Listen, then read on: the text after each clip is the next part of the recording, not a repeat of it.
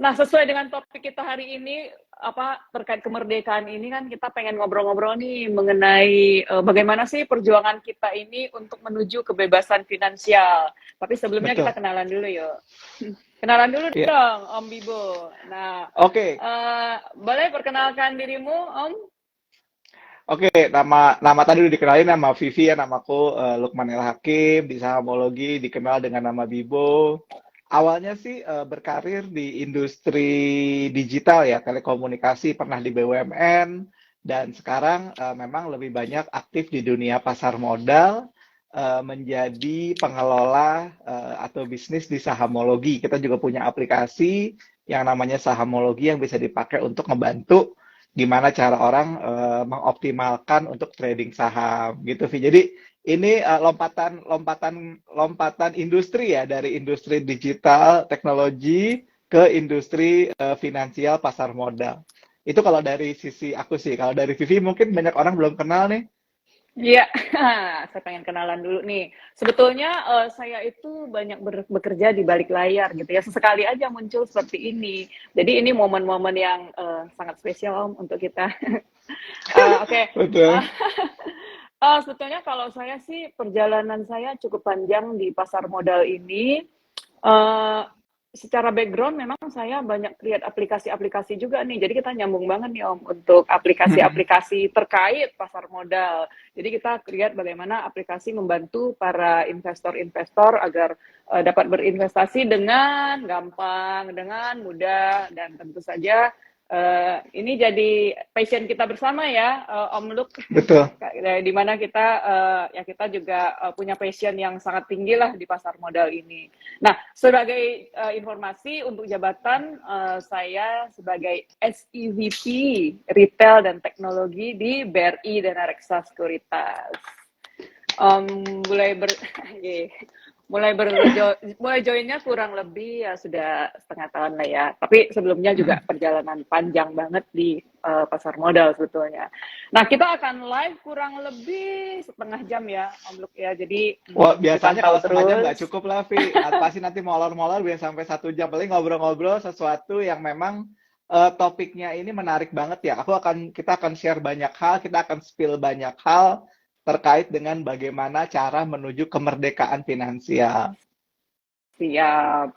Jadi Om, menurut Om nih ya, gimana sih merdeka finansial bagi seorang Om Luk itu apa sih? Oke, jadi kalau diperhatikan sebenarnya kan dulu ya, ketika baru lulus kuliah kita berpikir bagaimana caranya kita bisa menghasilkan income aktif ya. Waktu Ya, kerja mungkin, waktu baru lulus kuliah tujuan awal kita bisa bekerja di perusahaan terbaik, perusahaan ya semacam BUMN lah ya kalau sekarang dicari-cari, atau perusahaan multinasional, supaya bisa mendapatkan income income aktif yang lumayan besar. Tujuannya apa? Sehingga kita bisa memenuhi kebutuhan hidup dan keperluan finansial yang lain. Ya, kan kayak ada kebutuhan dana darurat, keperluan untuk asuransi, keperluan untuk mungkin repayment of debt, seperti itu, pembayar utang, seperti itu ya. Nah, ini yang sebenarnya tujuan awal ketika kita memulai hidup secara dewasa ya. Kita kan kalau ngomong kebebasan finansial itu kan nggak mungkin kita mulai dari usia anak-anak kan, Vi ya. Nah, ya, mungkin lah misalkan anak kita bilang, betul. udah lo harus bebas finansial, ya gempor lah gitu kan. Nah, setelah dewasa mungkin kita punya keluarga, punya anak seperti itu. Nah, ini mungkin kita harus memikirkan bagaimana kita bisa memiliki multiple stream of income ya. Kalau tadi mungkin ada yang punya income aktif, kemudian mungkin ada yang income pasif. Nah, bagaimana cara memiliki income pasif ini mungkin menjadi salah satu tujuan kedua setelah memiliki income aktif. Nah, di sini baru kita mulai berpikir bagaimana cara kita mendapatkan income secara pasif tapi tidak menutup kemungkinan income aktif kita tetap ada. Ya, kan kayak saya, kayak mungkin Vivi seperti itu kan. kita berpikir bahwa udah deh ketika kita udah punya income aktif pasif kita berhenti. Kan nggak seperti itu juga, ya kan nggak seperti itu juga karena jangan sampai ketika kita mungkin masih sehat, kita masih muda, kita masih punya spirit untuk mengembangkan sesuatu, lalu kita patahkan keinginan tersebut karena kita ngerasa gue udah cukup deh. Gue pengen leye-leye, gue pengen santai tiap hari gitu kan karena gue udah punya income pasif yang bisa mengcover seluruh pengeluaran kita. Nah, jadi ketika kita sudah punya income aktif, punya income pasif, mungkin akan ada satu milestone berikutnya kita bisa merencanakan kapan ya gue bisa pensiun dengan cepat. Tapi nggak selamanya loh pensiun cepat itu make you happy. Ini pengalaman pribadi gue, banget ya. Pengalaman dari gue, Vi ya. Iya. Tahun 2016 gue berhenti kerja bener-bener. 2016 gue berhenti kerja bener-bener. Iya. Padahal masih usia produktif banget ya. Betul. Ya? Waktu itu umur 42. Wow. Gue berhenti karena gue pikir ya udah deh, gue juga udah punya punya capability, gue punya skill yang bisa mengenerate income bersama orang-orang lain. Tapi akhirnya gue juga ngerasa nggak happy dengan itu saja. Makanya gue sometimes gue kadang decide apakah gue harus bekerja lagi untuk mendapatkan income aktif. Nah itu yang sebenarnya menjagal beberapa orang. Apakah merencanakan pensiun di usia yang dipercepat itu justru membuat ya mungkin secara finansial lu udah bisa lah buat bayar sekolah anak, buat liburan, buat segala macem. Tetapi ada dalam hati kecil mungkin yang bisa ngebuat lu gue nggak kayaknya gue nggak achievement gue belum selesai secara profesional. Nah itu sampai di situ. Lalu yang berikutnya kalau di level ke-7 dan ke-8 itu adalah apakah kamu udah bisa melakukan social giving, charity, sedekah, dan yang terakhir adalah mempersiapkan warisan. Ini kan sebenarnya part of the journey kita dari usia dewasa gitu loh. Nah, ini yang mungkin harus direncanakan. Dan salah satu cara merencanakan ini adalah kita membuat yang namanya goal-based investing. Gitu ya, goal-based investing kita kayak apa? Nah, ini yang banyak sekarang mungkin belum sampai ke level orang-orang yang sekarang udah punya income. Goal-based investment kamu apa? Karena kan ada kalau ditanya ke teman-teman kita, ke staff kita, ke anak buah kita, tujuan lo apa? Tujuan gue kaya. Nah, kaya itu kan nggak terukur, Vi. Ya kan? Kaya itu kan nggak terukur. Kayak karena berbeda Om Luke ya. Betul. Satu orang dengan orang yang lain akan berbeda ya. Beda. Kita udah punya rumah di Pluit, udah happy. Ada orang baru akan happy kalau udah punya rumah di Pondok Indah seharga 128 miliar gitu kan. Itu kan levelnya beda. Orang punya gaji 50 juta mungkin udah dirasa kaya. Tapi ada juga, wah kalau belum 1 miliar sebulan gue belum kaya. Nah ini yang makanya perlu ada ukuran yang tepat. Gimana caranya kita bisa merdeka secara finansial itu. Iya, jadi artinya sebetulnya merdeka finansial definisi antara satu orang, misalnya saya dengan Om Luke tentu kita punya preferensi yang berbeda ya, Om. Betul. Ya. Cuman mungkin yang satu yang mungkin agak sama dan akan ada irisan juga dengan teman-teman yang bergabung di sini adalah apa sih nantinya instrumen-instrumen pilihan kita yang bisa kita jadikan istilahnya apa ya, kendaraan gitu ya, Om ya, kalau kita pengen ke Bogor. Nah, yang tadi tujuan mungkin kita bisa analogikan seperti ini. Saya kalau pengen ke Bogor, apa sih yang harus saya siapkan? Atau saya pengen ke Bali, saya juga harus siapkan apa sih? Atau pengen ke yang agak jauhan ya Om, ke Singapura. Nah, tentu tujuan itu mungkin kita bisa anggap itu sebagai tujuan gitu ya Om ya. Tujuan kita akan berbeda-beda. Nah, cuman kendaraan-kendaraan yang bisa kita siapkan sebetulnya apa aja sih Om? Terkait ya, mungkin pertama udah pasti investasi leher ke atas dulu ya Om ya. Betul. Mindset itu kita, skill kita, preferensi kita. Sebetulnya teman-teman yang ikut join di sini juga pastinya pengen tahu juga nih kira-kira gimana sih caranya, dan nanti kita bisa sharing juga ya Om ya. Ya, Saya Om, kita itu sudah investasinya apa aja sih? Selain kita punya tabungan di bank pun beragam macam ya Om ya. Ada yang bunganya sekian sekian, itu jenisnya juga banyak banget. Nah, kita juga pengen sharing-sharing nih sebetulnya ya. menuju ke sana kendaraannya dari Om Luk sendiri udah siapin apa sih Oke. untuk kendaraan menuju kebebasan finansial ini? Oke. Jadi kalau kita lihat kenapa investasi itu bisa menjadi kendaraan untuk mencapai kemerdekaan finansial, karena investasi itu punya 3 aspek yang mungkin agak berbeda ya dengan istilahnya dengan tabungan atau dengan yang duit yang kalau kita taruh di bantal lah gitu ya. Yang pertama adalah investasi itu bisa menjadi income generation atau generator income ya. Itu yang pertama. Yang kedua adalah investasi itu ada yang disebut sebagai value appreciation. Jadi nilainya meningkat. Jadi tadi ya income generation, value appreciation, dan yang ketiga adalah bisa diwariskan.